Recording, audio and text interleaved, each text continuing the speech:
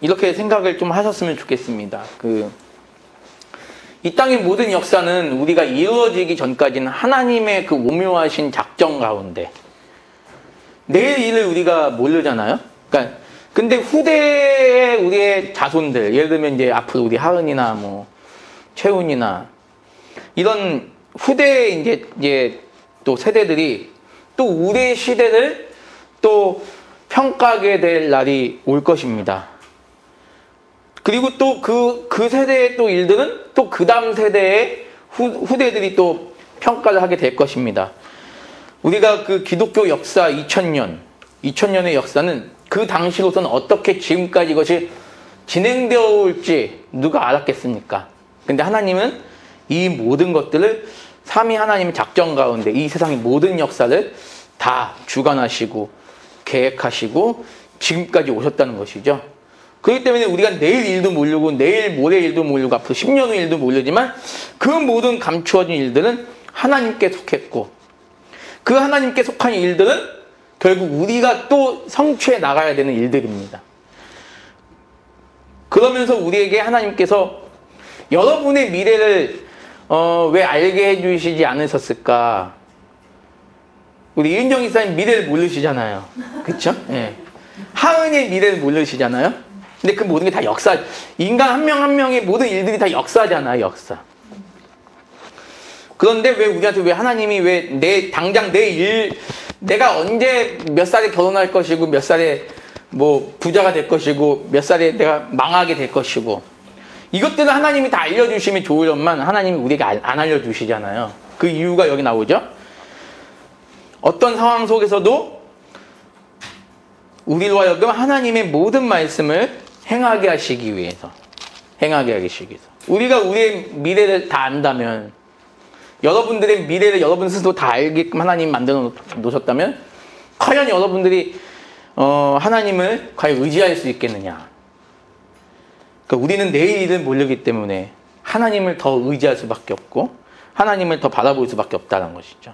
하나님께만 소망을 두는 주님의 백성이라는 것입니다. 그래서 오늘 우리가 배우는 이 모든 역사들도 결국에는 다 하나님의 그 작정 가운데, 하나님의 주권 가운데 속한 일인데 그런 과거의 역사를 우리가 이제 보면서 아, 이런 일들이 있었구나를 우리가 깨닫게 되고 그런 깨닫는 일들을 통하여 우리가 또 지금의 우리 사랑가득교회, 더 나아가서 우리 한국교회를 우리가 더 어떻게 세워나갈 것인가를 더 바라볼 수 있는 것 같습니다. 그래서 오늘 29절인 말씀이 여러분들한테 오늘 이제 초대교회사 오늘 마지막 시간인데 오늘 초대교회사를 마무리하면서 함께 나누었으면 하는 말씀으로 제가 이 말씀을 이제 오늘 함께 잠시 나누었습니다. 그래서 하나님의 은혜, 하나님의 역사하심, 우리의 모든 일생은 하나님께만 달려있음을 믿으시고 더욱더 하나님의 말씀을 행하면서 하나님을 의지하는 믿음의 성도인 되시기를 간절히 소망합니다.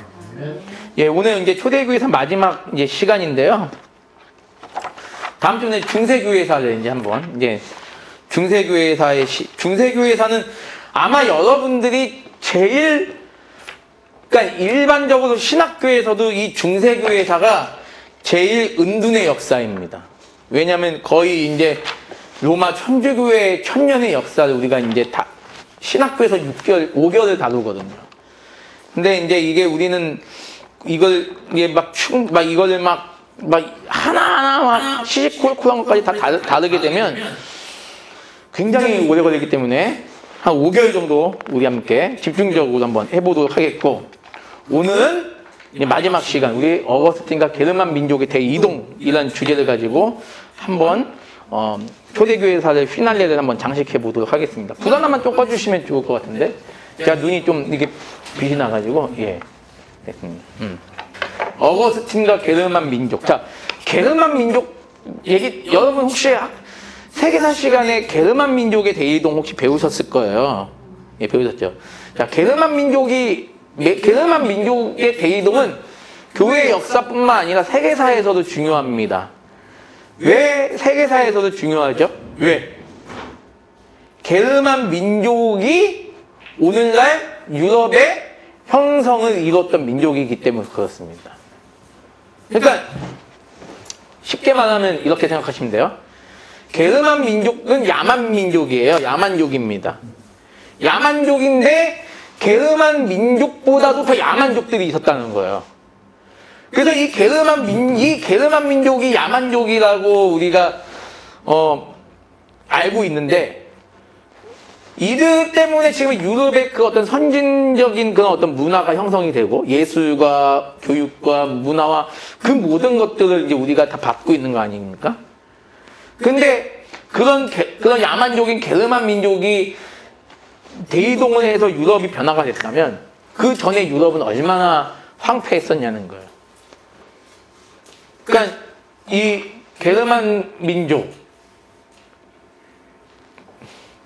게르만이라니까, 여러분이 게르만이라고 하니까 좀 뭔가 그 남성적인 느낌이 들지 않으세요? 예, 게르만, 여자 보고 게르만 좀 여자는 좀 부드러운 말 뭐 없나? 아무튼 이 게르만이 이 표현이잖아요. 그 게르만이잖아요. 게르만인데 이거를 지금 독일이 그대로 쓰는 거죠. 저먼이라고 하는 거죠. 물론 이제 독일 민족이 게르만 민족을 대표한 것은 아니고요. 게르만 민족은 쉽게 말하면 당시에 우리가 흔히 알고 있는 그 중국의 그 진시 황제가 그 만리장성을 쌓은 이유가 흉노족. 이 흉노 이름부터 아주 흉하잖아요. 중국이 왜 만리장성을 쌓았느냐? 이 흉노족을 막기 위해서, 흉노족이 엄청 중국을 괴롭히니까 이 흉노족을 막기 위해서 만리장성을 쌓았는데, 이 흉노족이 세계사에서 유럽에도 아주 막강한 영향을 미칩니다. 그래서 이 흉노족을 우리 또 다른 말로는 뭐라고 하냐면 훈족이라고 해요. 훈족. 유럽사에서는 이 흉노족을 훈족이라고 얘기를 해요. 이 흉노족도 게르만 민족의 한 일파라고 보시면 돼요. 이런 일파들이 모여서 만든 거대한 민족들의 어떠한 부족 국가들의 형태가 게르만 민족이었는데, 이 게르만 민족이 가장 중심이 됐던 지역이 지금의 독일이기 때문에, 독일은 자기네들이 이 게르만 민족의 후예라는 아주 자부심을 갖고 있죠. 그래서 우리는 게르만 민족의 후예다라고 해서 제일 이걸 극대화시킨 사람이 히틀러죠. 나중에 히틀러. 그래서 전 세계에서 히틀러가 이렇게 얘기해요. 전 세계에서 우리 민족이 가장 우수하다. 가장 뛰어나고, 가장 순수하고, 가장 혈통적으로 순수하고, 가장 우리 민족, 게르만 민족이 가장 훌륭한 민족이다. 가장 쓰레기 민족은 뭐다? 집시족이더라고요. 집시족. 그리고 그 다음에 쓰레기 민족이 유대인이다라고 얘기를 해요. 히틀러는. 그래서 집시족하고 유대인을 많이 죽이죠? 독일의 나치스가. 이게 쉽게 말하면 게르만 민족과 또 아리안 민족이 있어요. 이게 게르만 민족이 한 혈통이라고 하는데 아무튼 구분해서 보는 사람도 있어요. 게르만 민족과 아리안 민족의 우리들은 후예다 해가지고 전 세계 그 제국주의를 만들어간 또 이런 사람들의 또 아주 자부심이 됐던 그런 민족이기도 합니다. 아무튼 이 게르만 민족의 대이동이 뭐를 없애버리냐면 로마 그 철옹성 같은 그 로마 제국의 그 모든 중앙 집권화를 무너뜨리게 되죠. 그래서 이제 이 게르만 민족의 대이동을 말미암아 모든 세계는 로마는 전 세계로라는 말이 이제 희석화가 되어버리죠. 근데 이때 어거스틴이 살던 시대가 게르만 민족이 대이동을 할 때의 격변기에 살던 사람입니다. 그래서 이 어거스틴이 370년에 태어나서 430년에 죽거든요. 요 사이에 게르만 민족의 대이동이 일어나는데, 이때 많은 사람들이 그런 얘기를 합니다. 왜 이 철옹성 같던 로마 제국이 이렇게 분열이 되고 무너질 수밖에 없느냐. 그때 어거스틴이 딱 한마디 이런 얘기를 해요. 다른 얘기 안 해요. 무슨 얘기를 하냐면 모든 것이 그냥 하나님의 뜻이기 때문에 우리는 거기에 순종하며 살자라고 얘기를 합니다. 그러니까 그러면 이제 여기서 한번 보도록 하겠습니다. 자, 게르만 민족의 대이동을 우리 또 다른 말로 뭐라 그러냐면 이렇게 민족 대이동이라고 해요. 자, 민족 대이동. 한번 여기 밑에 한번 읽어볼게요. 시작. 서양의 고전적 문화를 증식시키고 아모스라고 불리는 천년의 역사를 비롯한 그의 변환적 사건. 예. 자, 그래서 이 게르만 민족의 대이동을 통해서 본격적으로 교회의 힘이 강화되는 역사가 일어납니다.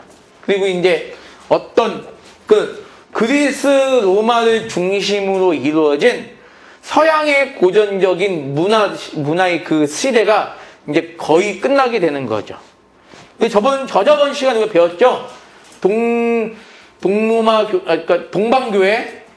동방교회와 서방교회에 대해서 분열된 사건을 봤는데 거의 이때 일어나요. 그래서 게르만 민족의 대이동이 또한 동방교회와 서방교회를 나누는데 또 역할을 해요. 그래서 우리가 정교회가 동유럽은 거의 지금의 오늘날의 동유럽은 거의 정교회가 많고요.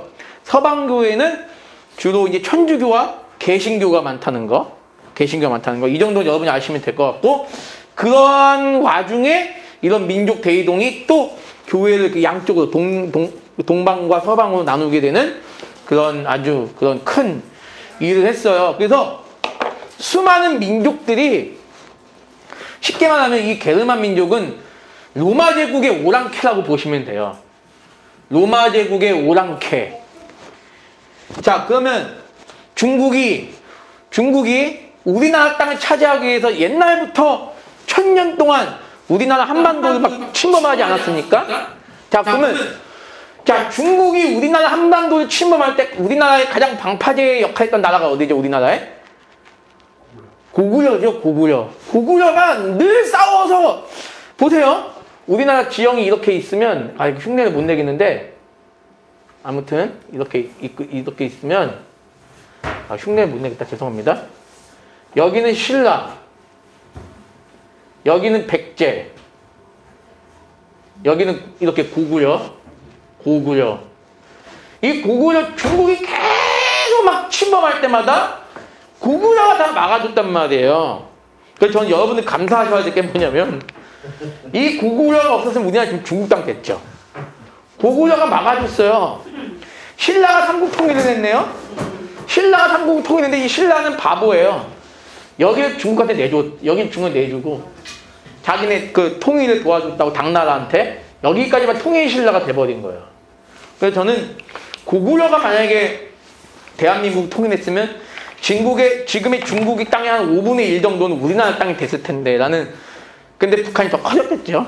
더 커졌는데 근데 아무튼 간에 그러니까 이게 우리나라 땅이면 이게 이렇게 지금 우리나라 땅이 이렇게 흉내를 못 내겠다. 아무튼 이렇게 우리나라 땅이면 북한이 지금도 더 커요, 우리나라보다.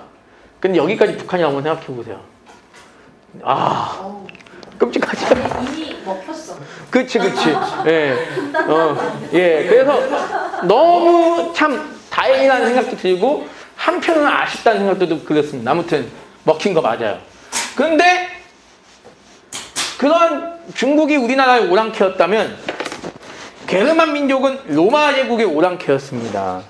그러니까 로마 제국을 끊임없이 야금야금 막 공격했던 민족들인데 이 민족들이 이때 어거스틴이 살던 300년대 말기부터 400년대 초까지 결국에는 이 로마를 거의 이제 자기네들이 땅을 점령하는 거죠.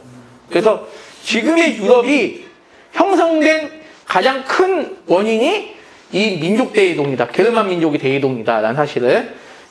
이거 되게 중요한 역사적 사건이에요. 그래서 이게 세계사적으로는 이게 고대와 근대를 나누는 기점입니다. 고대와 중세를 나누는 기점이고요. 우리도 이 중세교회사의 기점이 역사적으로는 이거와 문화적으로 역사적으로 이거와 관련이 전혀 없지 않다라는 사실을 여러분께서 기억해 주시면 좋을 것 같습니다. 그럼 게르만 민족이랑 로마 민족은 서로 다른 혈통이에요? 그렇죠. 다른 혈통이죠. 그러니까 게르만 민족은 쉽게 말하면 저 북쪽에서 이제 내려온, 예, 유럽의 북쪽. 그럼 지금 독일은 남쪽에 있잖아요.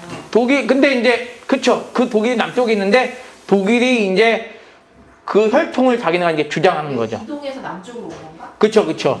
영국도 마찬가지고 다 그 게르만 민족 뭐 슬라브족 있잖아요. 슬라브족. 그 슬라브족은 좀 힘이 더 약한 거고 게르만 민족에 비해서 그 슬라브족이 이룬 나라들이 지금 뭐 러시아 뭐 아니면 뭐 유고슬라비아 뭐 아리아 민족이 이제 게르만 민족과 같은 혈통 예 같은 그래서 히틀러가 그래서 그걸 우리 독일은 게르만 민족 후예다 아리아 민족의 후예다 우리가 전 세계를 지배할 수 있는 권한은 게르만 민족밖에 없다 가지고 전쟁을 일으킨 거잖아요. 2차 세계대전을 일으킨 거잖아요.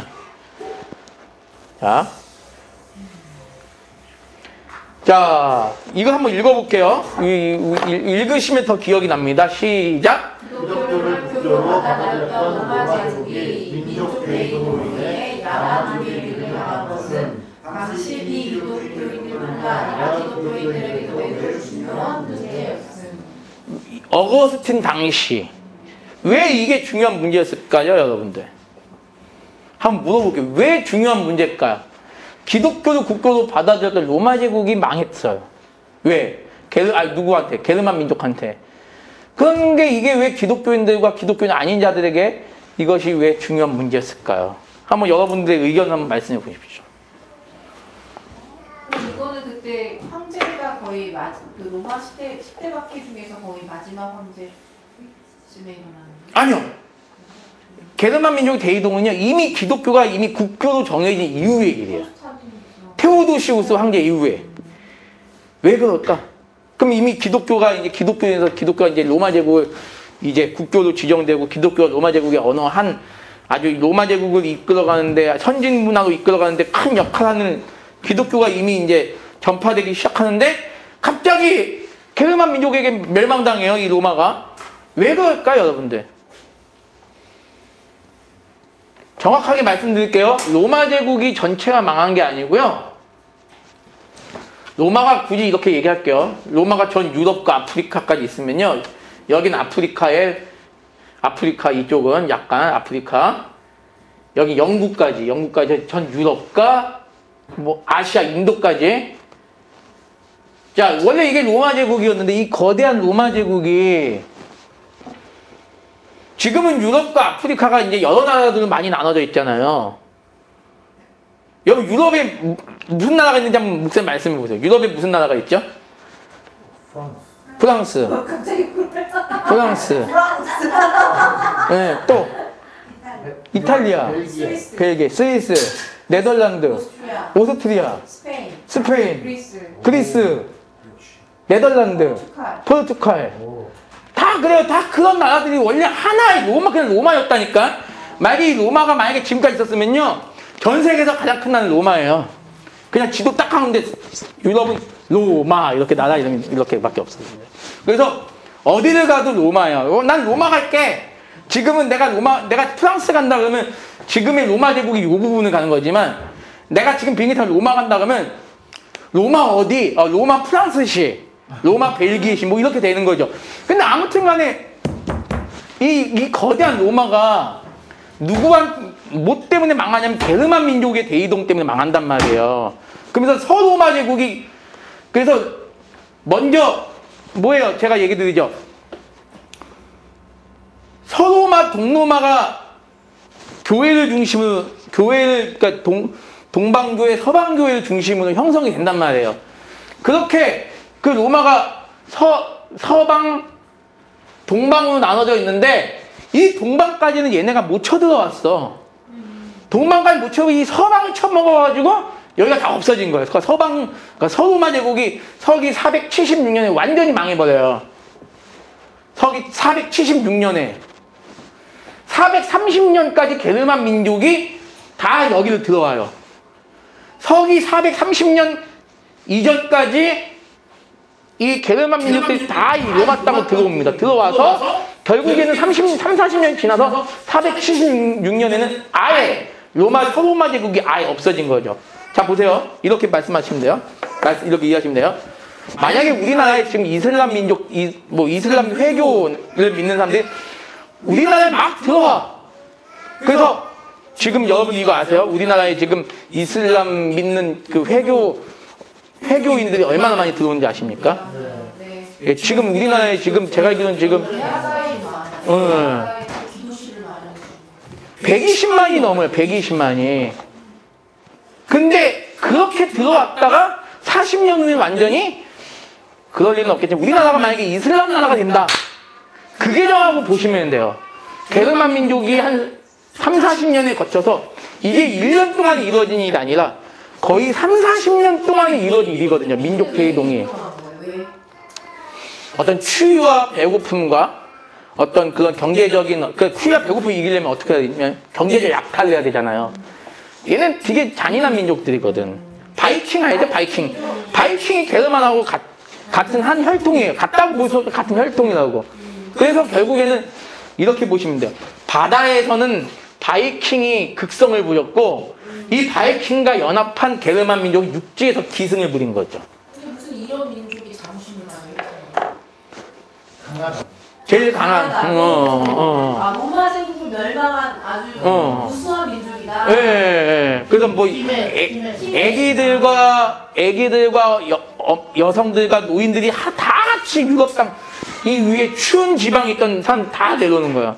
그 게르만 민족이 유리한 점은 뭐냐면 추위를 잘 견뎌요. 추위를 잘 견디는 추위 속에서도 싸움을 할 수가 있는 사람들이에요. 지금의 러시아 사람 러시아는 이제 슬라브족이라고 봐야죠. 네, 슬라브족이라고 봐야죠. 게르만 민족하고는 상관이 없고 러시아는. 근데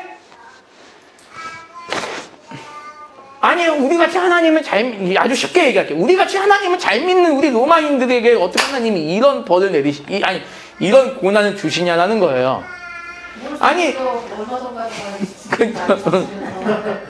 게르만 민족은 그러니까 게르만 민족은 이런 민족들은 좀 자기네들이 잡신이 있습니다. 잡신들은 믿는 그러니까 게르만 민족은 그래서 이교도들의 종교를 이렇게 한 개의 천주교구나. 그쵸. 왜냐면 그 성탄 트리도 다 저런 데서 온 거예요. 그럼요. 게르만 민족에서 온 거죠. 잘라가지고 트리 이렇게. 그래서 중세 천년의 역사를 도대체 한 거래잖아, 이게. 게르만 민족들의 어떤 잡신이 많기 때문에 얘네들이 이 잡신을 가지고 왔는데, 아니, 어떻게, 우리 유일신 하나님을 믿는, 살아계신 하나님 믿는 우리가 왜 저들의 유린을 당해야 됩니까? 왜 저런 게르만 민족은 야만족이라 그래요, 야만족. 흔히 야만족이라고 그래요.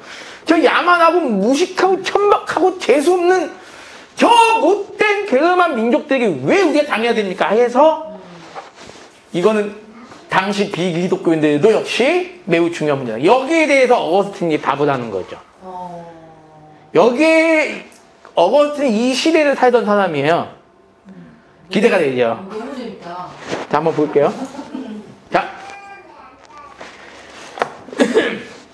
자, 이게 여기가 좀 어려운데요. 이건 여러분 좀 이해하시면 돼요. 민족 대이동의 원인. 서기 375년.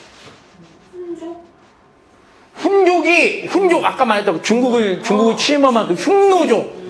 이름부터 짜증나잖아, 흉노. 아시아 사람이에요? 예? 아시아? 아시아계. 중국이라 영향 내고, 이 훈족이 로마와 그러니까 동고트라고 했을 때는요, 고트족이라고 해요, 고트족. 고트족이 또 있어요. 흉노족이 있고, 고트족이 있어요. 근데 이 고트족도 로마의 골칫거리였죠. 자, 근데 이 고트족이 나중에 동고트와 서고트로 나눠져요. 서고트로 나눠지는데, 여기서 흉노족이 서기 375년에 동고트 왕국을, 동고트라고 했을 때는요, 지금 이게 지도를, 자, 지도가 여기 있죠?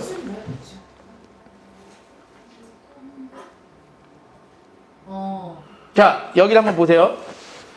여기, 요 부분이 제 동고트입니다, 요 부분이. 그리고 이 부분이 서고트예요, 원래 여기가. 이 부분이 서고트, 이 부분이 동고트. 이해되시죠? 네. 근데 얘네들이 지금 이렇게 이동을 해요. 원래는 흉노족 보세요. 흉노족이 지금 이쪽에서 와요. 이쪽에서 이렇게 와요. 근데 원래 고투족은 원래 하나였어요. 고투족이 이게 이렇게 고투족이에요, 원래 이렇게. 근데 얘네 훈족이 쳐들어와가지고, 아니 그 전에 나라 고투족이 분열돼가지고 서고트가 이렇게 나눠지고 동고트가 이렇게 됐는데, 흉노족이 쳐들어와가지고 얘네를 다 없애버리는 거예요, 이제. 이해가 되시죠, 여기까지? 동고트를. 예, 근데 보세요, 요 나라도, 요거는 이후의 역사입니다, 이후의 역사. 근데, 자, 여러분 편의를 위해서 제가 이제 봐드린 건데, 동고트 왕국을 멸망시켜요, 흉노가 그리고 나라들은 동고트 국민의 일부가 서쪽으로 이동하죠. 서쪽으로 이동해서, 아까 전에 서고트가 여기 있었죠? 동고트 국민들이 이제 서고트로 이제 들어가요. 서고트로 들어가고, 열받은 거지, 훈족이.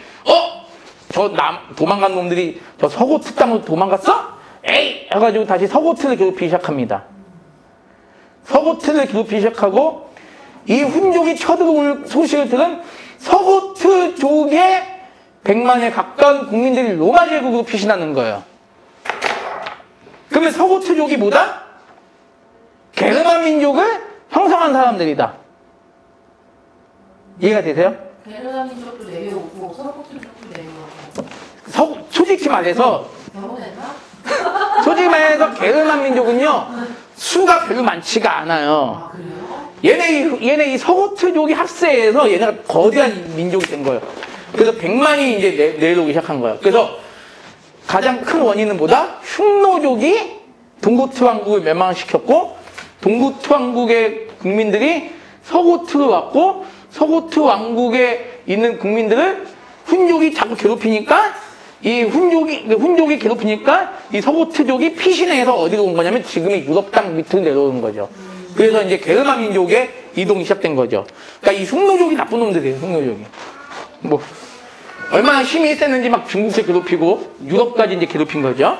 이해가 되시죠? 여기까지. 자, 그 다음에.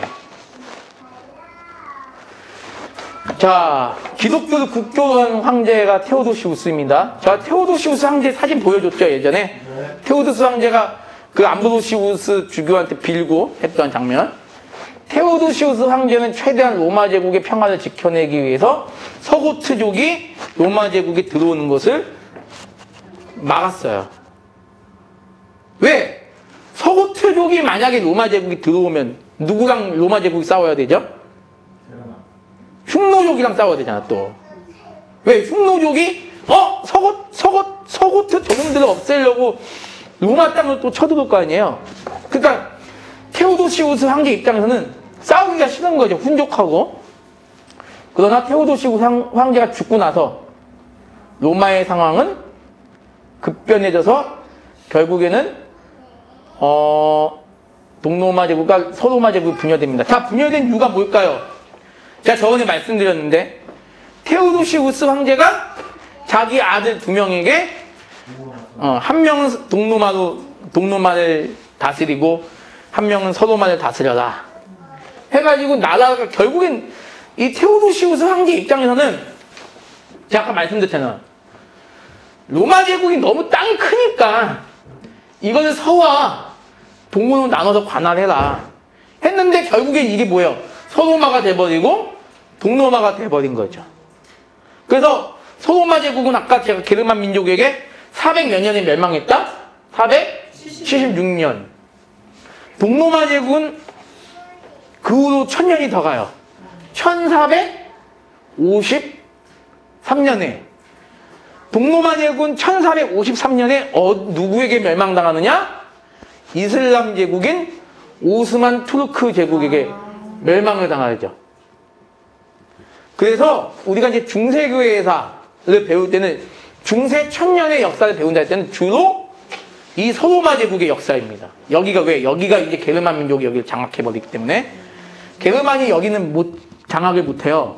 그러다 보니까 이 동로마 제국의 기독교 역사를 우리가 거의 다루질 않아요. 그래서 제가 저번에 다룬 게 뭐다? 정교회. 동로마 제국의 정교의 역사에 대해서 짧게 한번 다뤄봤습니다. 그래서 게르만 민족의 민족 대이동으로 로마가 이제 게르만의 이제 영역이 됐고 중세 천년에 이제 천주교 왕국 동로마는 그래서 정교회는 그래서 지금도 자기네가 순수하다고 봐요. 그 게르만 민족의 어떤 그 짬뽕. 근데 그때 그림 보셨잖아요. 오히려 정교회도 굉장히 짬뽕 같잖아요. 막 마리아도 있고. 그리고 아시아랑 짬뽕. 그쵸, 뭐 그런 거죠. 근데 서울보다는 덜 짬뽕 됐다고 자부하는 거죠. 그쵸. 예. 그런 거죠. 근데 그 게르만 민족의 옹호로 인해서 지배계층의 이동이 있는 거야? 아니면 게르만 민족이 이제 지배계층이 돼버린 거예요. 힘으로 이겨버리니까. 이게 생긴 것 같아요? 그렇다고 봐야죠. 근데 게르만 민족은 아무래도 북방에서 살던 민족이기 때문에 좀 더 털이 많고, 게르만 민족 하면 일단 털이 많고, 목사님 얼굴에 막 털이 많다고 생각해보세요. 예. 그 집사님 얼굴에 털이 많다고 생각해보세요. 제 얼굴이에요? 끝내주는 거지. 남자예요? 그런 개념이에요. 자, 아무튼 이렇게 됐는데, 자, 보세요.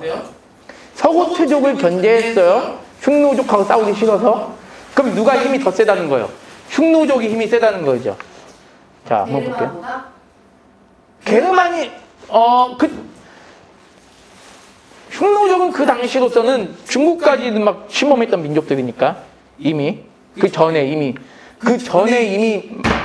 진시황제도 견제해서 만리장성 쌓은 거니까. 자, 그 다음. 자, 한번 이 빨간 글씨 한번 읽어보겠습니다. 시작. 게르만 민족의 대이동은 결국 훈족의 공격을 피해 서쪽으로 계속적으로 피신해온 게르만 민족의 대이동이었다. 이해가 되시죠? 예. 자, 그래서 4세기 중반의 서로마 제국은 4세기면 350년 이후입니다. 350년대 이후의 서로마 제국은 북로마 제국에 비해서 매우 약세였고, 그렇게 그리스 로마 문화의 그 형성기를 이뤘던 로마가 4세기에 와서는 동로마 막아낸 거고. 아니요, 동로마까지 안 들어온 거죠. 예. 경제나 국방 역시 매우 쇠약해진 시기였기 때문에 게르만 민족의 그 엄밀히 말해 게르만 고트족이에요. 고트족. 게르만 민족의 서로마 제국으로의 유입을 로마 제국은 막아내지 못한 거예요. 이제 지금 우리나라가 지금은 이슬람 민족들이 들어오는 거를 뭐 대수롭지 않게 여길 수 있겠지만 앞으로 한 10년, 20년, 그러니까 우리 여러분들 뭐 초기에 오은이 때는 한 반에 아마 사우디아라비아에 사는 애들이 한 10명 정도 될 수도 있어요. 지금도 그 서울, 이태원이나 한강도 되게 많잖아요. 그렇죠. 그러면서 이제 앞으로 한 50년 후에 우리나라 인구가 한 1억은 될 거라고 생각해요. 1억 중에서 한 6천만은 6천 이란, 뭐 사우디아라비아. 우리만 해도 사람이 초등학교 외국인이 많아. 그렇죠. 근데 외국인 친구들 많이 사귀겠네 이제. 우리는 외국인 친구 없어서 좀 하면 부러워요. 나중에 군대 갈 때도 외국인 친구랑 같이 가잖아. 와우. 그렇죠. 자, 그래서 참 이런 역사입니다. 아, 그러니까 기독교가 변질될 수밖에 없었던 이유가 그렇죠. 있네요. 그렇죠. 지금 여기서 우리 이걸 말 안 해도 여러분 다 교육이 되잖아요. 중세 천년의 역사는요, 기독교가 변질되는 역사거든요. 이 게르만 민족 때문에 모든 게 다 바뀝니다. 성탄절, 그러니까 크리스마스 이런 거안 가르쳤지? 역사를 배우면 알죠. 자, 게르만 민족의 대이동으로 인해 게르만의 문화와 서로마 제국 여기 나오잖아요. 서로마 문화가 합세하여 중세의 문화가 형성되는 기틀이 되었다. 다시 한번, 게르만 민족의 대이동으로 인해 게르만의 문화와 서로마 제국의 문화가 합세하여 중세 유럽의 문화가 형성되었다. 성모 마리아 후광, 예수님 12제자 후광, 다 이게 이방 종교들에서 온 거죠. 예수님이 성모 마리아 품에 예수님이 안겨있는 그 연약한 모습, 안겨있는 그 모든 그림들의 모든 모습들이 다 이 게르만 민족과 결코 분리되지 않는다. 결혼도 같이 하고. 그렇죠. 그렇게 되는 거죠. 그렇죠. 그러니까 저는 여러분 한번 채훈이나 하은이가 이슬람 민족의 뭐 잘생긴 아들, 잘생긴 딸하고 예쁜 딸하고 결혼하기 원하십니까? 그런 분 있었어요. 아는 여자 전도사님이 이슬람 잘생긴 남자한테 첫눈에 반해가지고 우리 동네에 있었어요. 그래요? 네. 벌써 이런 일이 있는 거야. 그래서 그 아이가 죽고 그랬었어요. 그 이후에. 그런 아, 얘기 그래요? 저 전해교회 목사님께 아, 안타깝다. 아이를 막 이렇게 던지고 막 이렇게. 지금 TV 보면 너무 잘생겨서 자기도 모르게 가서 자기가 먼저 대시했대. 그러니까 지금 TV 보면 외국인들, 연예인들 잘생긴 사람 되게 많잖아요. 알고 보니까 다 무슨 뭐 이름도 우즈베키티 우즈벡이라고 해요. 우즈벡 남자 뭐 아무튼 많네요. 여기 우즈베키스탄은 밤에는 소매교가 많다고. 너무 예뻐서. 그런 사람이 많아요. 근데 우리 동네도 그렇게 이제 장가가 못 가신 분들 늦게. 근데 저도 결혼 못하면 저도 이왕이면 저도 그 이란 여자 만나고 난 농담이고요. 아무튼 그런데 아무튼간에 자 노란 글씨 한번 읽어볼게요. 시작. 민족 중에서 프랑크 왕국의 초대 황제 클로비스가 기독교로 개명해 중세여러 동로마 제국의 구대를 기독교문화의 형성에 나오셨다. 여기서 여러분 클로비스 황제는 세계 역사에서 제일 중요합니다. 중세를 시작하는 데 있어서. 이건 여러분이 기억하세요. 세계 역사에서 고대와 중세 역사를 구분하는 데 있어서 이 클로비스라는 사람은 정말 중요해요. 클로비스가 기독교로 개종을 합니다, 여러분들. 프랑크 왕국이라고 했을 때는요, 게르만 민족들이 로마 땅에서 세웠던, 자 보세요. 게르만 민족이 세운 나라가, 게르만 민족이 서로마를 멸망시키고 세운 나라가 한 개가 아니라는 거예요. 워낙 땅이 넓으니까 여기 한 나라, 여기 한 나라, 여기 한 나라, 여기 한 나라, 여기 한 나라 막 그러는데 그 중에서 가장 강력한 나라가 프랑크 왕국입니다. 프랑크 왕국이 나중에 이 모든 나라 다 멸망시키고 전 제국을 통일해요. 오늘날 프랑스가 이 프랑크 왕국의 후예라고 하죠. 근데 이제 이 프랑크 왕국을 세운 초대 황제 클로비스, 세계사에서는 세계사에서는 칼이라고 얘기를 많이 해요. 그래서 우리 세계사 책에는 대제가 뭐죠? 대제, 황제 중에 가장 초대의 대제다. 그래서 프랑크 왕국을 세운 대제 또는 클로비스, 대제나 클로비스가 이방 종교를 믿다가 뭘 믿었다? 기독교를 믿었다. 이 기독교를 믿은 게 정치적인 이유가 거의 대부분이죠. 왜? 로마는 이미 뭘로 지금 형성되어 있었기 때문에 기독교로 형성되어 있기 때문에. 그래서 기독교로 개종해서 중세 유럽은 동로마 제국에 기댈 필요가 없이 독자적인 기독교 문화, 이게 바로 뭐다? 천주교다라는 것을 여러분께서 기억해 주시면 좋을 것 같습니다. 이해가 되시나요? 네네네. 예, 질문 있으면 질문하셔도 됩니다. 근데 이게 그냥 일반 세계사에서도 가르쳐주는 네. 내용인 거예요? 네네, 그쵸. 근데 제가 좀 더 구체적으로 하는 거고, 이런 얘기 나와요, 책에. 그러면 이게 같은 기독교라도 이게 변질이 된 것에 대한 어떤 그런 거에 대한 관심이 없죠, 세계사에서는. 없는 거죠? 예. 세계사에서는 관심이 없죠. 교회사 쪽에서 그쵸, 그 교회에서. 이런 힘든 상황 속에서 어거스틴이 살던, 어거스틴이 그러면서 교리를 체계화시킬 때가 이때쯤인 거죠. 자, 그 다음에 이 사람이 클로비스 왕입니다. 대제. 예, 많네 진짜. 예. 약간 바이킹 민족 닮았네요. 예, 바이킹과 게르만은 굉장히 친해요. 바이킹도 아주 이름부터 짜증나잖아. 난 롯데월드 왜 바이킹을 왜 배를 그냥 착한 배 이러면 될 거 가지고 왜 바이킹 이럴까요? 예? 근데 아무튼 바이킹이 아주 훌륭한, 그냥 프랑크 왕국 초대 황제가 대제다. 이건 나중에 역사예요. 이건 나중 역사입니다. 어거스틴 이후의 역사예요. 아무튼 꼭 근데 자꾸 이거를 성당에선 자꾸 하나님의 현현 막 이런 얘기를 하고 있어요. 예. 근데 이게 천주교에서도 이 세계사를 알 거 아니에요. 배우신 분들은.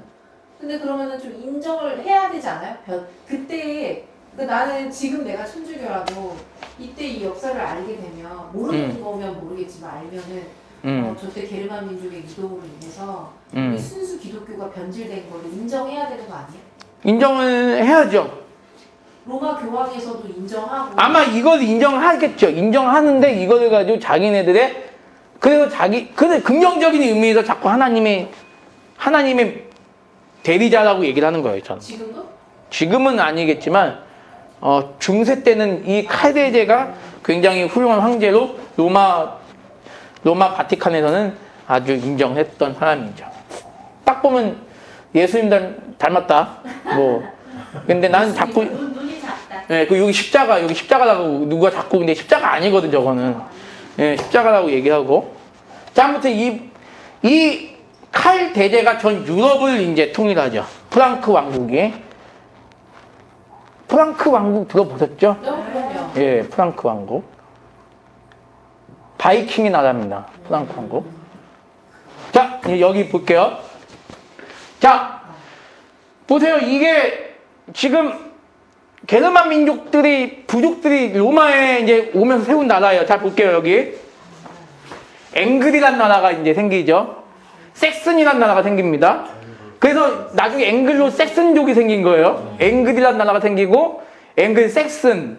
다 야만족들이에요, 원래. 근데 우리는 지금 세계적으로 앵글로 섹슨족의 후에 영국 그런데 야만족이에요, 프랑크. 수에비는요, 지금이 오스트리아의 나라를 만든 사람들. 부르군두, 벨기에나 노르웨이나, 롬바르드는 어딘지 롬바르드, 그 반달족 많이 들어서 반달족은 지금의 이제 그리스, 그 동고트, 서고트, 여기. 결국에는 이 로마 제국이 다 이렇게 나눠져요. 롬바르드 왕국, 부르군두 왕국, 서고트, 수에비 왕국, 동고트, 반달 왕국. 자, 보세요. 콘스탄티누스 황제가 로마 제국을 로마에서 어디로 옮겼다고 그랬죠? 비잔팀이 동로마. 여기잖아, 요거. 비잔틴. 콘스탄티노플, 비잔틴. 사도 바울, 예수님, 구약의 아브람, 모세, 이스라엘, 여기가 다 완전히 지금, 완전히 이제, 게르만 민족에게 다 먹히는 거죠. 이게 다 서로마 땅이었고, 여긴 동로마 땅이었는데, 여기를 완전히 다 이제 게르만 민족에서, 게르만 민족에서 다 먹힌 겁니다. 이럴 때, 과연 예수 믿는 사람들은 무슨 생각을 했겠냐는 거예요. 왜 이렇게 우리 같이 하나님 믿는 사람들이 왜 이런 오랑캐에 의해서 이렇게 수모를 당하고 나라가 분열되게 되느냐. 문명화된 사회가 요 히브리나 로마 민족이죠. 여기죠.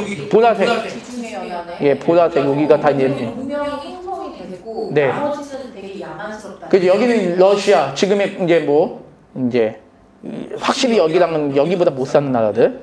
여기가. 여기는 문명이 먼저 형성하고 있을까요? 그러니까 아까 전에도 얘기했지만 왜 칼데제가 왜 기독교로 개종할 수밖에 없었냐는 거죠. 그러니까 기독교가 확실히 그러니까 저는 개인적으로 그 말은 맞는 것 같아요. 기독교가 발달이 아니죠. 기독교가 활성화되어 있는 나라는 다 발달이 되더라고요. 근데 여기 동로마는 그래도 여기는 동방성교회인데 여기는 왜 발달이 안 되냐? 여기 있던 기독교인들이 일로 옮겨간 거예요. 옮겨갔기 때문에 정착했던 사람들에 비해서는 기독교 문화가 그렇게 크게 그렇게 발달되지 않은 거죠. 그런 개념인데 유일하게 아시아에서는 우리 대한민국이 기독교 문화가 되게 형성이 된 거죠. 그게 참 신기하죠. 자, 그 다음에. 자, 이걸 보세요. 이게 재밌어요. 불 하나 꺼주세요, 선생님. 요건 잘 안 보일 수 있으니까. 다 꺼주세요. 그냥 다. 자, 이게 잘 보인다. 잘 보이시죠? 네. 자, 이게 지금 서로마입니다. 서로마인데 보세요. 게르만 민족들이, 자, 보세요. 여기서 제일 무섭게 생긴 놈이 누구예요? 말타는 예전에 칼 들고 오잖아요. 훈족을 피해가지고 나는 아틸라다. 아틸라가 저는 훈족의 대장입니다. 나는 아틸라다. 길을 비켜라. 어디로? 나는 로마 제국으로 도망간 훈족들을 다 작살내기 위해서 나는 갈 거니까 너네 다 길을 비켜라 해가지고 다 뿔뿔이 막 흩어지면서 한 곳으로 도망가니까 다 죽을 것 같으니까 흩어지면서 이 고트족들이 나라를 다 형성해요. 이렇게 이쪽에는 영국 땅에는 훈족을 피해서 앵글로 섹슨족이 도망가고 여기 무인도예요. 무인도. 사람이 살지 않는 무인도. 영국은 사람이 살지 않는 무인도인데 앵글로 섹슨족들이 이 흉노족을 피해서 도망가서 여기서 영국을 세운 거죠.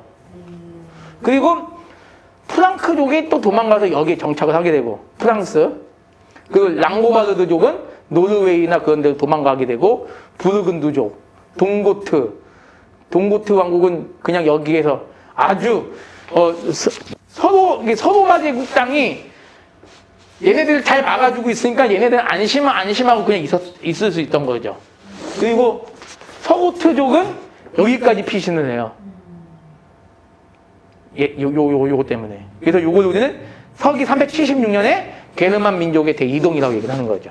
흉노족은 부산. 예? 흉노족. 흉노족. 어디서 갑자기 나? 흉노족은 오히려 저 중국과 가까운 북방. 몽고 네, 몽고, 거의 몽고. 굳이 몽고라고 볼 수 있죠. 그 몽고가 엄청나게, 예, 징기스칸 엄청나게 힘이 센 나라죠. 우리나라도 고려시대 때 얼마나 하고. 그런 민족입니다. 근데 이게 376년에 이제 시작이 된 거지만 거의 3, 40년에 걸쳐서 왜? 그 수많은 민족들이 뭘 타고 이동할 수가 없잖아요. 비행기를 탈 수도 없고.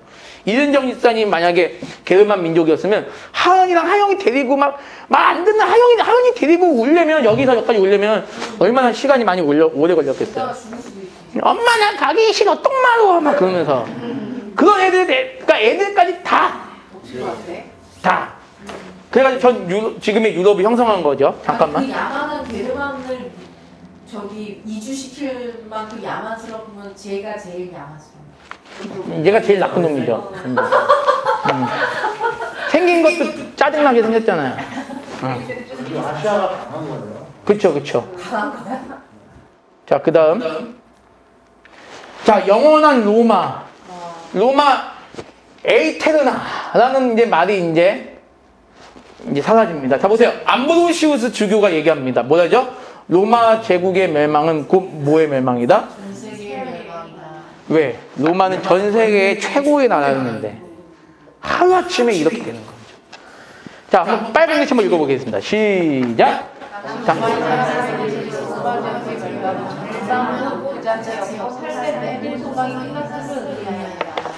로마가 망했어. 로마가 망했다니! 찬란한 로마! 우리 예수님이 탄생한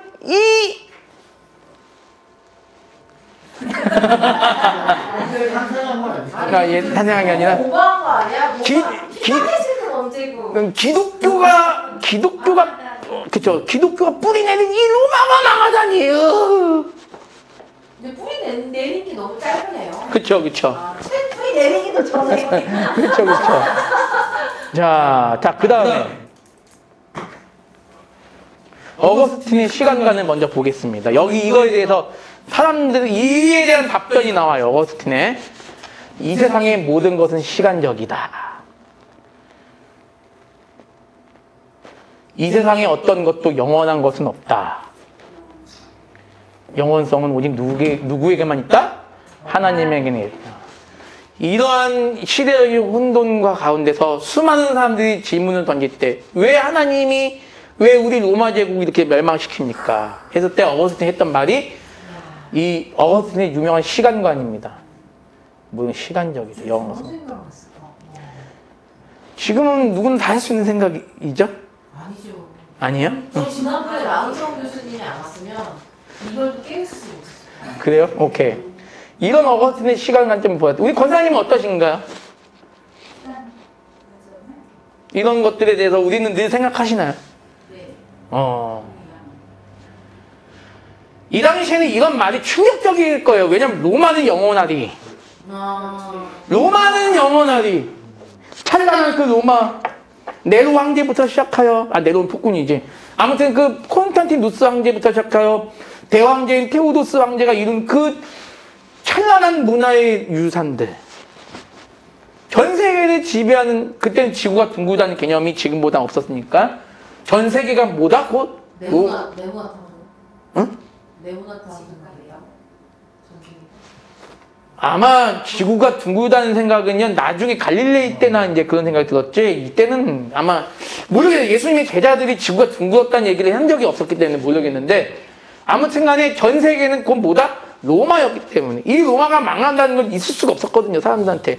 그런데 그런 상황에서부터 어거스틴이 이런 얘기를 한 거는 참 놀라운 일이죠. 자, 그 다음에, 민족 대의 한번 해보세요. 자, 시작. 민족의 로마가 최고다. 로마는 영원할 것이다. 로마가 곧 세계다. 라고 하는 로마 이데올로기. 허구성이 들어있어. 예. 로마 이데올로기의 허구성. 이건 완전히 헛된 것이구나라는 생각을 다 만들어준 계기다. 근데 이게 이제 어거스틴의 이야기인 거죠. 어거스틴의 이야기입니다. 이게 로마가 최고다. 로마는 영원할 것이다. 어거스틴은 로마 사람이고. 카르타고. 북아프리카. 그럼 흑인이에요? 우리나라 말하면 남아공 사람이죠. 근데 어거스틴. 남아공이 나중에 백인이 와서 그런 거지. 그쵸. 흑인 아니에요? 흑인이요. 그런데 이미 이 카르타고는 로마 제국의 땅이었던 거죠. 그 당시는. 그러니까 이게 그때는 인종차별이 없었어요? 그때 없었겠죠. 뭐 인종차별이. 아프리카가 이렇게 쓰면 이집트, 남아공, 가나, 콩고 이렇게 쓰면 여기까지는 로마 제국이었던 거죠. 당시. 아니 나중에는奴隶제도가 언제 생기고? 그거는 한번 근대교회사를 가서 한번 볼게요. 제가 그것까지는 잘 몰라가지고 한번 아무튼 이제 그렇습니다. 그것까지는 이제 한번 보고. 자, 물론 그렇다고 해서 로마 제국이 멸망하게 된 원인, 즉 당시 사람들이 생각하던 이 세계의 최고의 위기의 궁극적 책임은 결국 인간에게 있다고 말합니다. 로마 제국이 멸망하게, 자 보세요. 하나님만 영원하고 인생은 유한하지만 하나님 외에는 영원한 게 없지만 그럼에도 불구하고 로마가 망하게 된 궁극적인 책임은 결국 인간에게 있다고 어거스틴은 말한다. 인간의 도덕성과 시간의 질 사이의 관계. 자, 인간의 도덕성과 시간의 질. 그리고 이 어거스틴이 여기서 조금 이런 생각을 해요. 인간이 도덕적으로 악하면, 여기서 도덕적으로 악하다는 건 하나님 앞에서의 도덕입니다. 인간이 도덕적으로 악하면 그 시간도 영원하지 않을 것이다. 근데 이거를 굳이 어거스틴이 어떤 인간의 어떤 그 자유의지를 이렇게 얘기하는 건 아니고, 우리도 그런 얘기 많이 하잖아요. 지금 우리가 지금 마지막 때라 그러잖아요. 왜 점점 타락해가고 있는 모습을 보면 지금이 마지막 때구나 라는 얘기를 하잖아, 우리도. 그와 마찬가지로 어거스틴 역시 인간이 도덕적으로 악하게 살면 살수록 마지막 때가 된다라는 얘기를 하는 거예요. 물론 아직 마지막은 오진 않았지만 어거스틴이 세상을 떠나고, 로마가 공성면에 얼마나 심해요? 그렇죠. 그런 면에서 인간의 도덕적인 타락이 결국엔 로마의 멸망을 가져온 것이다라고 지금 어거스틴이 얘기하는 거죠. 마치 뭐죠? 죄의 원인은 마치 나에게 있다라고 얘기하는 그런 우리의 이론과 맞죠. 그래서 여기 볼게요. 우리가 선하게 살면 시간도 선합니다. 이건 독특한 의견이죠, 어거스틴의. 우리는 뭐다? 시간입니다. 우리가 어떤 거에 따라서 시간의 질이 결정됩니다. 어거스틴이 했던 말입니다. 우리가 선하게 살면 시간도 선하다. 로마가 망하는 건 뭐냐? 원인은 하나님의 작정이겠지만 각각 원인으로는 우리가 하나님 앞에 선하게 살지 않았기 때문에 로마가 망한 것이다. 우리는 시간이다. 우리가 시간. 우리가 어떤 거에 따라 시간이 질이. 자, 저는요 개인적으로 우리가 늘 마지막 때 집사님 맨날 해가 바뀌게 한 20일 전부터 뭐라고 중얼거리세요, 진짜 혼자서? 네? 아니, 이건 누구나 다 중얼거리는 건데. 권사님, 집사님. 우리가 2020년 12월 되면 집사님 무슨 말을 하세요? 올해도 다 갔구나. 새해 복 많이 많이 받으세요? 아니 그거 말고 새해 복 많이 받으면 뭐 상관없어. 그거는 끝나고 나면 하나 올해 너무 시간이 금방 가. 한 것도 없이 금방 가는데. 나이만 먹네. 나이만 먹네. 예, 지금 43? 지금? 42. 야, 근데 보세요. 이 말을 적용할게요. 이 말 적용하면 저는요, 개인적으로 이건, 진짜. 우리가 성실히 살면 2020년도가 지나간 게 헛되지 않다는 거죠. 지금 저는 이거를 준비하면서 그걸 느꼈어요. 어쨌든 이미 이때 그런 걸 얘기하는구나. 우리는 시간이구나. 우리가 시간이구나. 우리가 시간이기 때문에 이건 진짜 어쨌든 직접 한 얘기예요.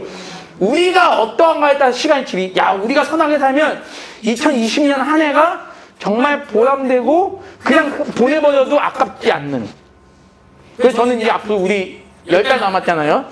우리 성도님께서 10달만큼은 정말 하나님 앞에서 최선을 다해서 선하게 살아갈 수 있는 우리 성도님들이 있었으면 좋겠습니다. 역사 신학을 통해서 또 이런 것도 우리가 또 깨닫는 거잖아요. 우리는 시간입니다. 우리가 선하게 살면 시간도 선합니다. 시간이 빨리 가는 게 어떻게 보면 인간에게 또 복인 것 같아요. 왜냐하면 그만큼 내가 바쁘게 살았던 거잖아요. 시간이 안 가는 분들 보면 참 무료하고 방탕하고 오늘 시간도 안 가는데 뭐 할까. 참. 그쵸. 시간이 빨리 가거든, 마약을 하면. 돈은 많고. 그쵸. 맞아. 우리 성도님들 아주 막 통찰력이 막 생겨. 우리는 시간이 마지막 한 번 더 읽어볼게요. 시작. 우리가 선하게 살면 시간도 선합니다. 우리는 시간입니다. 우리가 어떠한가에 따라 시간의 질이 결정됩니다. 이 얘기를 딱 한 거예요. 게르만 민족에 보면서.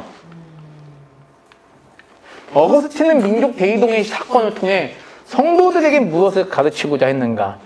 왜 우리 기독교가 이렇게 기독교 아니죠. 로마 제국이 왜 이렇게 기독교가 이렇게 형성된 로마 제국이 왜 망해야 됩니까? 왜 하나님은 정말 있는 것입니까? 마치 우리가 지금 우리를 통과하네. 왜 우리에게 코로나가 왔습니까? 우리 왜 그렇게 기독교를 열심히 생각하는데 예수 잘 믿는데 난 정말 예수님 잘 믿는데 왜 내 자녀는 왜 대학에 못 들어가는 겁니까? 똑같은 거죠. 자, 이거에서 어거스틴이 말합니다. 성도는 한번 읽어볼게요. 시작.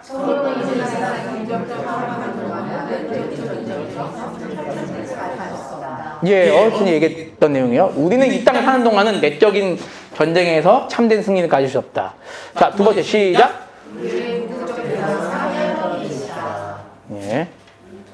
민족 대이동을 통해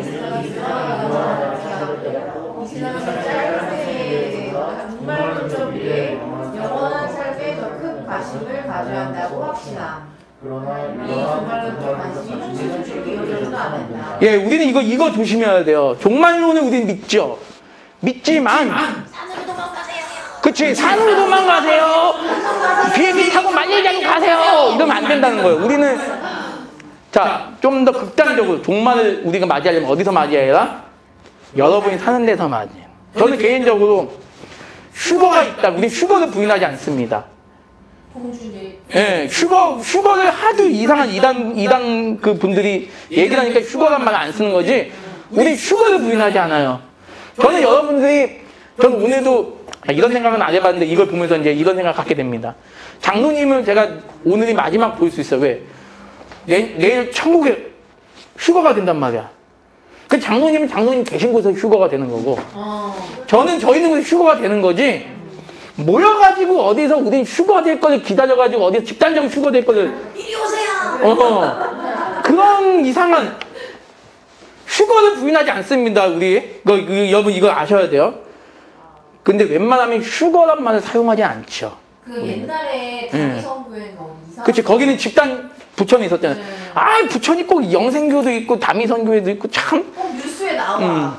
우리 집에 10분 거리예요. 그래서 맨날 걸어갈 때마다 막 경찰들이 이렇게 빙 둘러가지고 12시에 이제 하늘로 올라갈 거니까 이제 지붕 뚫고 올라가니까 거기도 경찰들 올라가서 괜히 사람들이 다칠 것 근데 같아가지고. 휴거가 이렇게 사라지는 거야 진짜 올라가는 거예요, 올라가는 거. 예.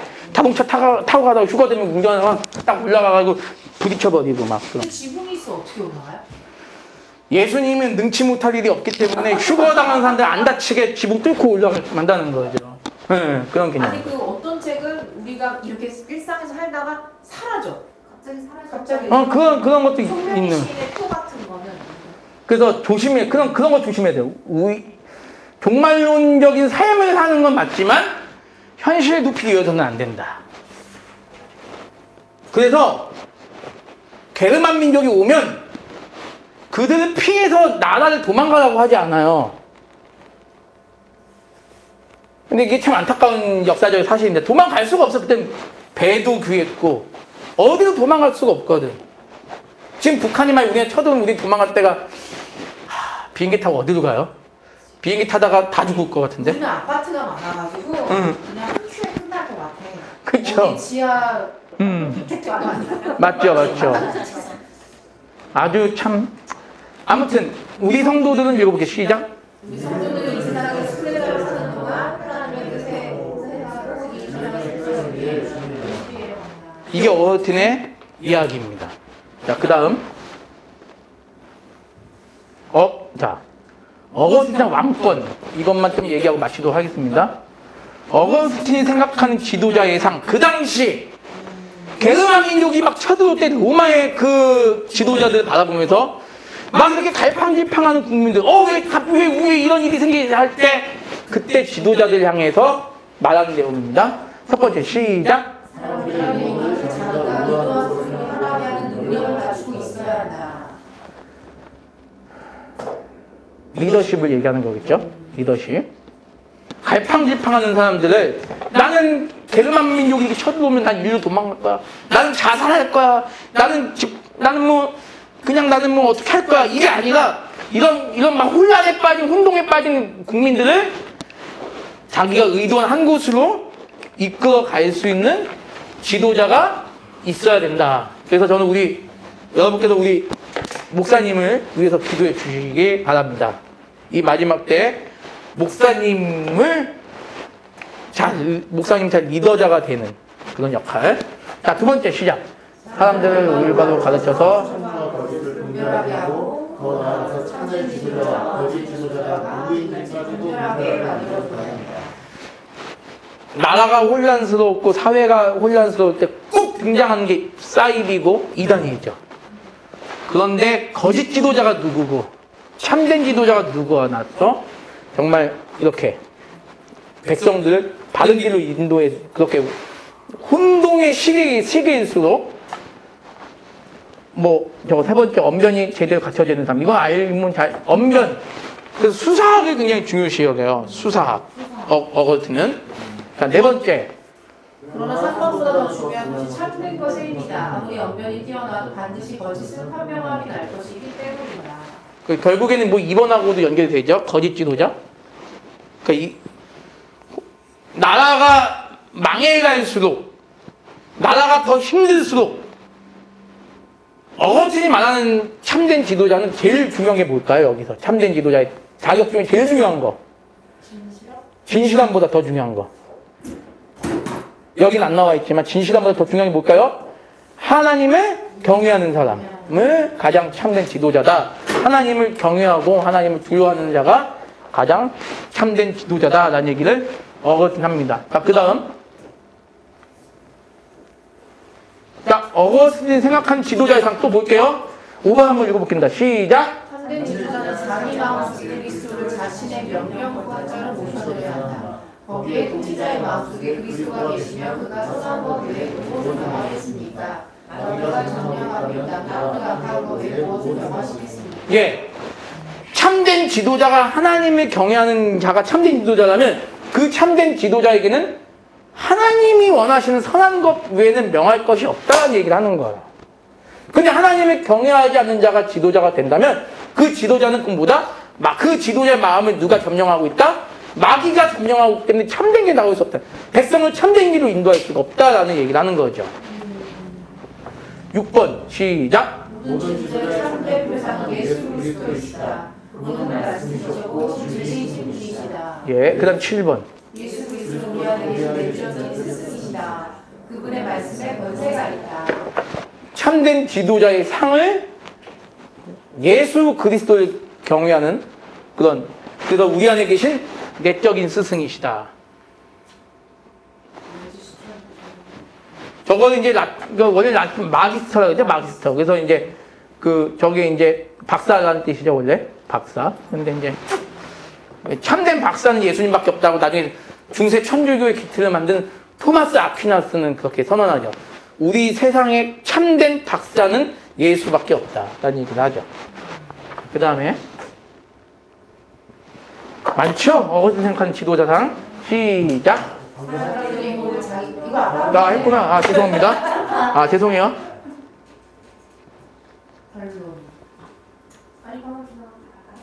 자, 결론 한번 읽어볼게요. 시작. 이 땅의 지도자는 결코 예수 그리스도와 같은 권위를 가지고 정신을 수할 수 없다. 그 이유는 모든 인간은 전적으로 타락했기 때문이다. 이 땅에 아무리 훌륭한 지도자든지 대통령이든지 왕이든지 예수님과 같은 권위는 없다는 거죠. 두 번째.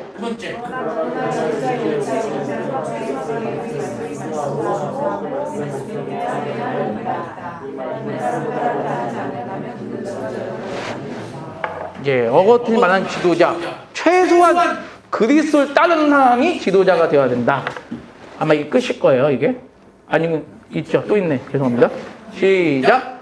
하나, 지도자가 된 사람을 향해 이르는 그에게 공평한 이유를 하나님을 신뢰하고 그 지도자를 따르는 신뢰하지 않는다. 만약에 지도자가 국민의 말을 받아들이지 않고 꿈에 행동한다고 하면 정당한 행위로 지도자에게 바른 길로 가야 할 것을 알려주는 역할을 국민이 해야 한다. 그렇다면 그런 삶에서는 안 된다. 예. 이거는 우리 개혁 신학의 아주 중요한 그 위정자에 대한 그 역할이죠. 하나님 말씀에 위배되고 교회를 핍박하고 성경에 근거한 정책을 하지 않는 위정자들에 대해서 우리는 비판할 수 있고 우리의 말을 요청할 수 있지만 무력으로 막 끌어내서는 안 된다라는 것이 우리의 입장이죠. 자, 질문이 있으시면 여러분께서 질문을 해주시면 될 것 같습니다. 그 당시에 굉장히 오래전 시기임에도 불구하고 어거스틴이 가지고 있는 이런 지도자상이라든지 이런 것들이 지금에 적용을 해도 전혀 어긋나지 않는 약간 민주사회를 경험한 듯한 지금 그때는 왕시대인데도 네네네. 그런 느낌이거든요.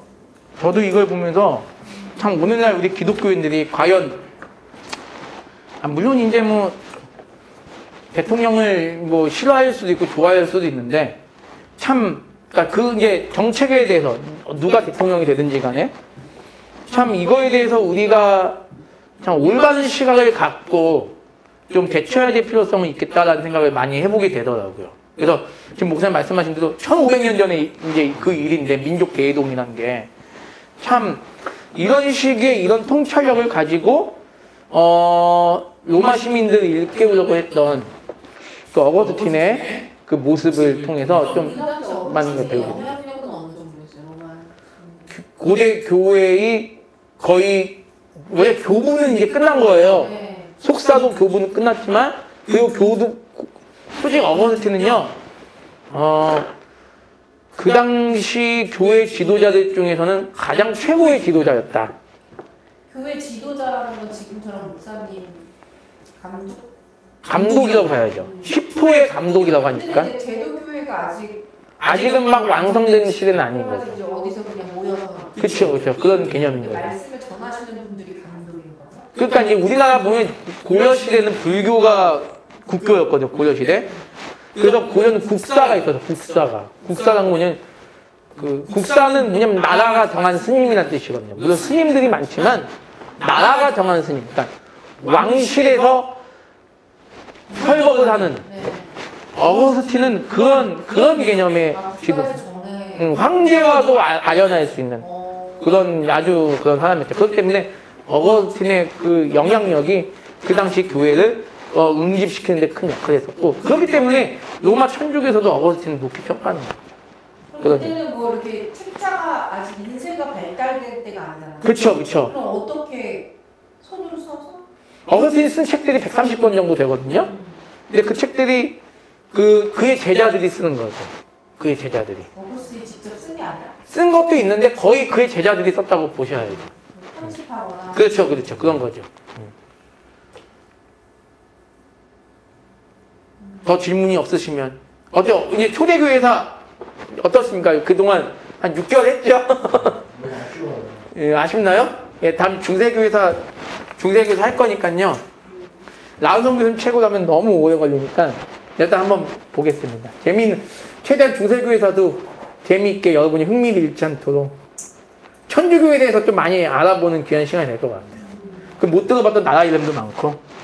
당시 우리나라는 삼국시대 우리나라는 그쵸, 백제 고구려 신라. 400년 오겠네. 예, 고구려 백제 신라. 전혀 우리나라하고 교류는 없었고. 그럼 역사에서는 그런 건 없죠. 그런 건. 정교가 이미 경교가 그 전에 온 그런 건 있는데 그게 우리 한국 땅에 기독교로 제대로 정착된 역사는 아니에요. 아직 불교가 짬뽕돼서 이때는 우리나라 불교가 들어올 때예요. 불교가 들어온 지는 얼마? 서기 372년에 이제 우리나라는 이제 불교가 처음 들어와. 이건 기본적으로 372년에 고구려의 불교가 들어오고 384년에 백제 불교가 들어오고 신라는 400년대 들어와요. 400 몇 년 된데 아무튼 제일 먼저 불교가 들어온 때가 372년. 그 다음에 384년. 그러면 그거는 삼국시대 때 우리나라 사람들은 복음을 전달하지 못했잖아요. 네네. 그러면 다 지옥 가는 우리는 내가 그렇게 그때 물어봤잖아 지난번에. 우리는 그게 믿죠. 예. 근데 그거를 제가 이 개혁주의 신학이나 교회사를 알면 알수록 나는 하나님이 너무 두렵구나. 그쵸. 오늘 말씀 신명기 29장 29절. 그걸 점점 많이 느끼게 되는 것 같아요. 오묘한 이는 하나님께 속하였으니까 나타난 이는 우리와 우리 자손에 속하였고. 우리가 두렵고 우리가 안타까워도 우리가 정할 수 있는 건 없는 거예요. 그렇죠. 우리한테 나올 수 있는 건 없죠.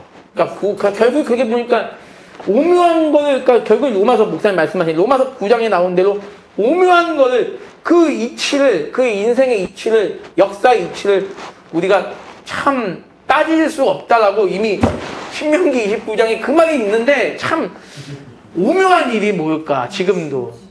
근데 그 사람들이 할 말은 있잖아. 내가 듣지를 못했는데 어떻게 믿을 수 있었겠냐 이렇게. 저도 그 말씀에는 공감하지만 그냥 하나님은 그냥 만든 것도 내가 만들었는데 네가 무슨 얘기 이렇게 나오면 이제 더 이상 할 말은 없는 거고. 그렇죠. 예, 그런 거죠. 근데 그 부분은 우리가 사실 성경에 없잖아요. 그때 사람을 지옥에 보냈다, 천국에 보냈다라고 나오지는 않고. 말할 수가 그렇죠. 없고. 그러니까 우리가 논할 거는 아닌 것 같아요. 그냥 그러니까 그 적정과 절도를 말씀하시잖아요. 그러니까 성경에서 있는 얘기만 우리가 믿고 없는 얘기는 사실 생각할 필요가 없는 거예요. 그렇죠, 그렇죠. 예. 이런 일을 해야겠다고 얘기해봐야 결과가 안 나오고 결론이 없으니까 아예 성경에 없는 얘기는 꺼내지 않는 게. 그러니까 오묘한 일에는 우리가 연구는 할 수 있겠지만 너무 관심을 가지면 참 그래서 하나님이 오묘한 일은 나에게 속했다라고 얘기한 게 아마 그런 일인 것 같아요. 예. 오묘한 그러니까 구원받는 것만큼 오묘한 일이 어디 있겠냐는 생각이 들어요. 목사님들 때마다 개개인의 의견이 다른 거는. 근데 저는 개인적으로 만약에 굳이 강도사님이나 목사님은 뭐라고 생각하십니까? 그런다면 그래도 강도사님이나 목사님 생각하는 게 있잖아요. 그러면 저는 오묘한 일이기 때문에 나는 모르지만 오묘한 일이기 때문에 하나님이 예수 그리스도를 통하지 않고서 구원을 주시진 않았을 것 같다. 성경에는 그렇게 나오거든. 예수 그리스도 통하지 않고서는 아버지는 자가 없다고. 예. 그러니까 아니 솔직히 말해서 다들 이 목사님 이거는 시간이 가도 얘기를 해야 되겠네. 아니 이거는 그래요. 보면 그러니까 예를 들어서 집사님은 지금 90살이 넘으신 외할머니가 계신 거죠. 그 외할머니가 아직 예수님 믿지 않잖아요. 그렇죠? 그러니까 외할머니가 이제 돌아가신 날이 얼마 안 남았기 때문에 너무 안타까우셨잖아요. 같이 기도해야지. 외할머니가 정말 예수님 믿게 택자라고 믿고. 근데 이건 외할머니 떠나가지고 저 같은 경우도 한번 볼게요. 다 볼게요. 우리나라 기독교 들어온 지 140년이 됐잖아요. 140년. 얼마 안 됐단 말이에요. 140년이면. 그러면 집사님, 권사님, 장로님, 우리 집사님, 목사님, 조상들 다 지옥에 갔다 한번 생각해 보세요. 하나도 우리는 할 말은 없잖아요. 그렇잖아요. 근데 너무 마음이 슬플 것 같아. 내 조상들이 그래도 천지 창조 이후에 내 조상이 우리가 원래 한 친척인 거 아시잖아요. 우리의 원래 할아버지는 아담이고 할머니는 하와잖아요. 집사님과 저랑은 한 가족이에요. 추석 때 날 집사님 집에 놀러 가거든요. 오세요. 아니 농담. 아니 진짜. 아니 그리고 우리 집사님은 저한테 어머니예요. 왜? 한 가족이니까. 같잖아요. 그런데 그 성경 역사를 쭉 보면 유기자랑 택자의 역사는 분명히 있단 말이에요. 노아의 홍수나 뭐 가인의 후손들이나 다 그러면 내 친척들이 다 지옥 간 건데 그거에 대해서 슬퍼해야지. 맞잖아요. 슬퍼해야 되잖아요. 내 친척들인데. 그럼 내 구주 할아버지 예수님 안 믿고 다 지옥 갔다. 근데 저는 그거를 이제는 그러니까 예전에는 저도 이건 말이 안 된다 했는데 지금은 순종하는 거지. 오히려 차라리 이런 경우에는 저는 개인적으로 이렇게 생각해요. 나를 구원해 다 지옥 갈 수밖에 없는데 나를 예수님 믿게 해주셔서 감사하다. 적어도 우리 엄마 아빠 우리 외할아버지 때부터라도 예수님 믿게 해주시고 그전에는 지옥 안 돼. 우리 외할아버지 때부터 예수님 믿은 게 아니라 천만다행이다. 저는 차라리 이렇게 생각하는 사람도 없더라고. 물론 이제 알아요. 집사님 말씀이 할머니 나는 내가 아무 말 얘기했는데 아니 저는요 그런 걸 순종을 하죠. 당연히. 내가 왜 두렵다고 얘기했어요. 그만큼 너무나 크고 내가 간섭할 수 없는 부분이니까. 그치.